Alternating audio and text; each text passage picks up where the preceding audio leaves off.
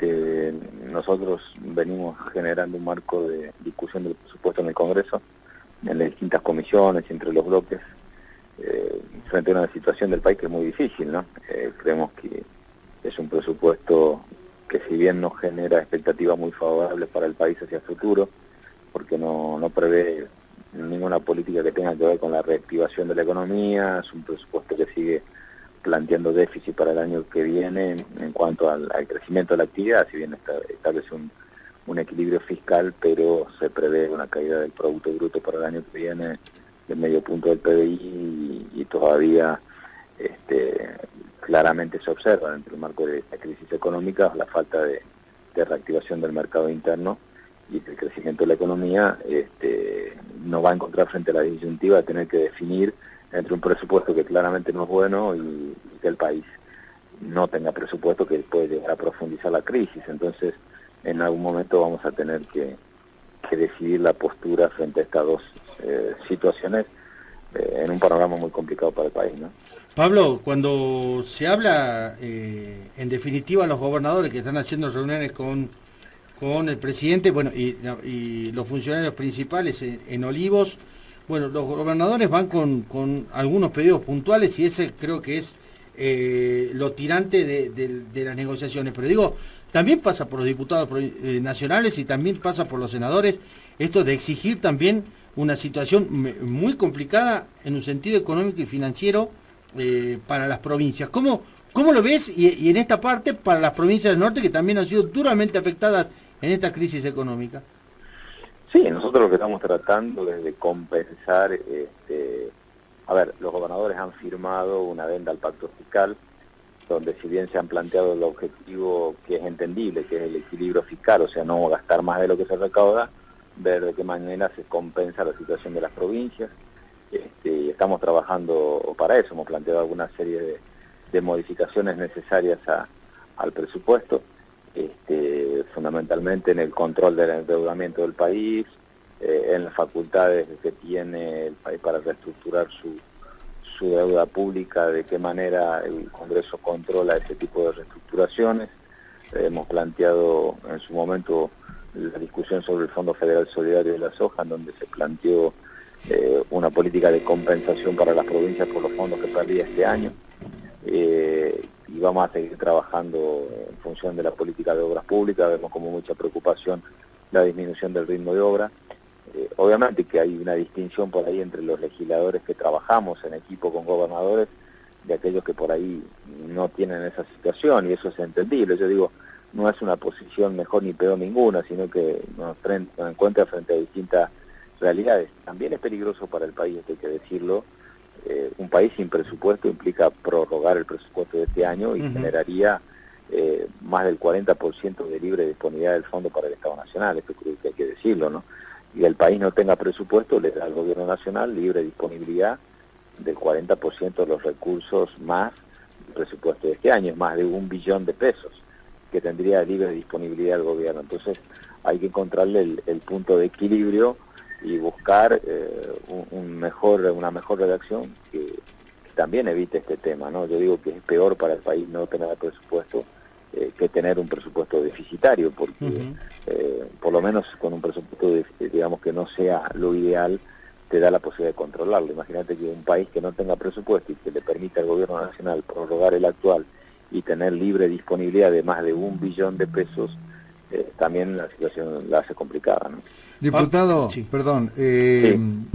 dicen algunos que Sí. aceptar este presupuesto por parte del Congreso significa convalidar los acuerdos que llegó el gobierno con el Fondo Monetario Internacional y que van a significar un endeudamiento por muchísimos años. El acuerdo con el Fondo Monetario no está en el presupuesto. Esto hay que también plantearlo. El acuerdo que ha firmado el país con el Fondo Monetario lo ha hecho el gobierno sin participación del Congreso, porque, bueno, la ley de administración financiera, también esto hay que decirlo, facultó a todos los gobiernos a manejarse con acuerdos con el Fondo Monetario sin pasar por el Congreso. El único que planteó un acuerdo con el Congreso fue el gobierno de Néstor Kirchner para pagarle al fondo. Ahora, hay algunos objetivos que se ha planteado el gobierno que sí tienen que ver con el acuerdo con el fondo, que es el equilibrio fiscal o el déficit cero. Bueno, la mejor manera de desentenderse del fondo es que el país llegue a un equilibrio y no tenga que necesitar pedirle prestado al fondo. Eso sé que es un doble juego, pero vuelvo a decir, hay que plantearse también qué implica no tener presupuesto.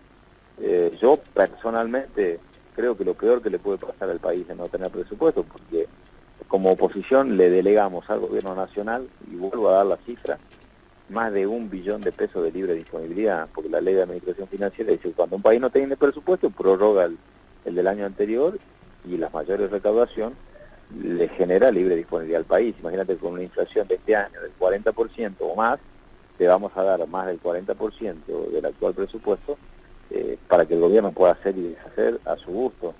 Entonces, también hay que contar esta parte de la verdad. Entonces, es una situación muy complicada, porque tenemos un presupuesto que sabemos que no es bueno, y no tener presupuesto es peor. Entonces, ahí lo vamos a tener que resolver y buscar hacer todas las modificaciones necesarias para que este presupuesto tenga el menor impacto negativo posible frente a un país que está en una situación realmente muy complicada. Pablo, te llevo en un tema también delicado, sí, por las deudas que han tomado las provincias, que han dolarizado parte de sus deudas. Tal es el caso de Salta, tal es el caso de Jujuy y algunas provincias más. ¿Notás con preocupación la forma de devolución? Porque hay algunos bonos provinciales que andan dando vuelta por algunas bolsas y que va a ser muy difícil volver a recuperar lo que hoy se ha dado como préstamo a las provincias.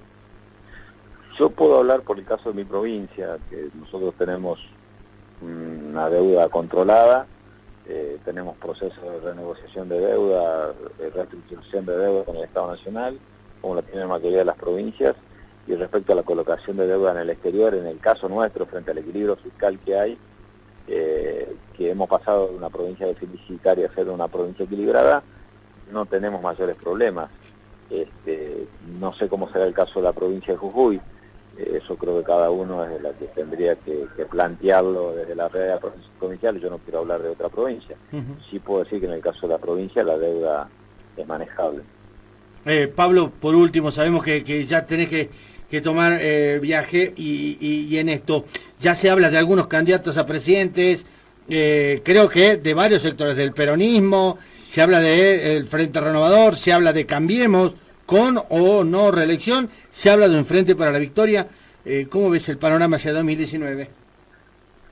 Mira, nosotros desde el peronismo tenemos la obligación de construir una alternativa, para eso estamos trabajando. Se ha conformado una mesa de trabajo donde están gobernadores, donde está la gente del Frente Renovador de Sergio Massa, donde tenemos la obligación de convocar a otros sectores que por ahí no provienen del peronismo, pero que puedan construir una alternativa. Me parece que limitar el país solamente a discutir entre una etapa que ha finalizado, que cada uno hará el análisis que tenga que hacer con su cosa positiva o negativa y que ha finalizado en el 2015, o solamente la opción del actual gobierno es limitar. Creemos que hay gran parte de los argentinos que están pidiendo la construcción de una alternativa distinta. En eso está trabajando el gobernador Urtubey, el gobernador Schiaretti, Sergio Massa, Miguel Pichetto, eurodiputados, de senadores, y es nuestra obligación ampliarlo incluso a otros sectores que no son del peronismo, pero que pueden también coincidir con esta visión. Creemos que de aquí tendrá que salir un candidato o candidata a presidente que sea una alternativa para la Argentina.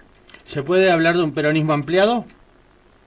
Sí, es la obligación hablar de un peronismo ampliado, porque creemos que con el peronismo solo no alcanza. Pablo, gracias por charlar con nosotros.